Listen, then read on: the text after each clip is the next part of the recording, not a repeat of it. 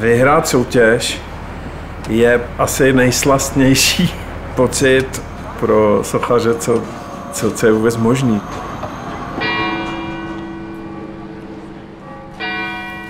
Ale to nejpozoruhodnější je, že to opravdu svědčí o tom, že se změnila doba.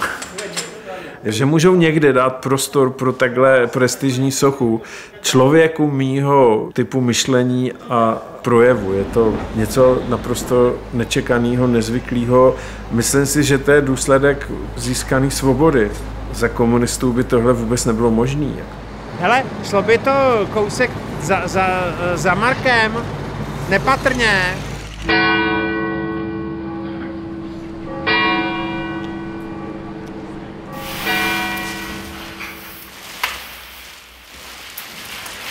Vytvářet sochy do veřejného prostoru, to je prostě jako rovnice, jo? Máš tam prostor, význam té věci, máš tam různý typy pohledů, jo? Máš tam s tím sousedící architekturu, jo? A vlastně ty si uděláš jako průsečík téhle rovnice a vyjde ti nějaká hmota. Jo, je to taková žirafa, dobrá. Zase něco trošku novýho. To se na to nedá koukat, to je něco děsného. 7 milionů, Kristovaného. Mně to přijde naprosto strašný. Vůbec se mě to nelíbí. Mně se líbí ta stylizace a to brnění je vlastně sama socha. To už je vlastně takovej středověký vlastně robot. Jo. Pro mě ta socha je zároveň takovým znakem. Jako aby to byl symbol koně, ne úplně kůň, symbol rytířství, symbol hrdosti nebo symbol odvahy v tomhle případě. Jo. Takový znak, snažím se tam maximálně oprostit od detailu. Je to moderní umění a to samozřejmě vyvolává celou škálu emocí, což je samozřejmě asi na moderním umění to důležité. To se jmenuje odvaha. Jestli je to odvaha, tak je to v pořádku, i když za moje peníze mě to připadne stejně teda drahý, jo?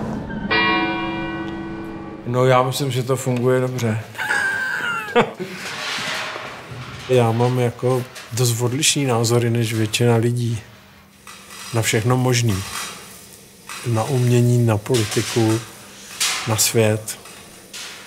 Takže mě spíš překvapuje, že mě dovolej nechat dělat mý věci. Jako. Má pěkně ten zadek takhle. Jo, tu kejtu. To je vždycky strašně napínavý, jak ta věc bude fungovat, až tam opravdu bude stát. Jako. To je jediný, co vlastně si člověk neumí pořádně představit.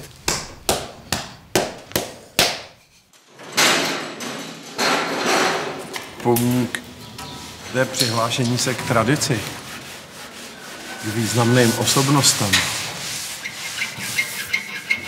Je to paměť lidské společnosti. Je to prostě to, že člověk se nechce smířit s tím rozpadem. Dobrý, mám to. Na tuhle fázi jsem se fakt těšil. Protože si člověk poprvé užívá ty tvary. Matově. Teď se přesvědčuješ, že jo? Dal jsem to tam dobře.